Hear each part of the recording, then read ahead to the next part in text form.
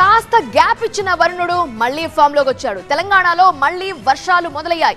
హైదరాబాద్ తో పాటు పలు ప్రాంతాల్లో వర్షం దంచికొట్టింది.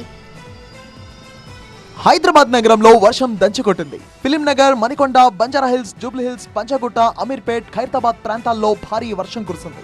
వర్షం దెబ్బకు రోడ్లన్నీ జలమయమయ్యాయి. ఇటు జయశంకర్, భూపాలపల్లి, కరీంనగర్, మహబూబ్ నగర్, వరంగల్, ఆదిలాబాద్, మంచిర్యాల జిల్లాల్లో భారీ వర్షం కురిసింది. హన్మకొండ, జనగాం సహా పలు ప్రాంతాల్లో మోస్తారు వర్షం పడింది. ఇక రాగల 4 రోజులు తెలంగాణలో భారీ వర్షాలు కురుస్తాయని హెచ్చరిస్తోంది వాతావరణ కేంద్రం. శుక్రవారం ఆసిఫాబాద్, మంచిర్యాల, మహబూబాబాద్, వరంగల్, హన్మకొండ, జనగాం, సిద్దిపేట, భువనగిరి, నాగర్ కర్నూలు జిల్లాల్లో అక్కడక్కడ భారీ వర్షాలు కురిసే అవకాశం ఉందని పేర్కొంది.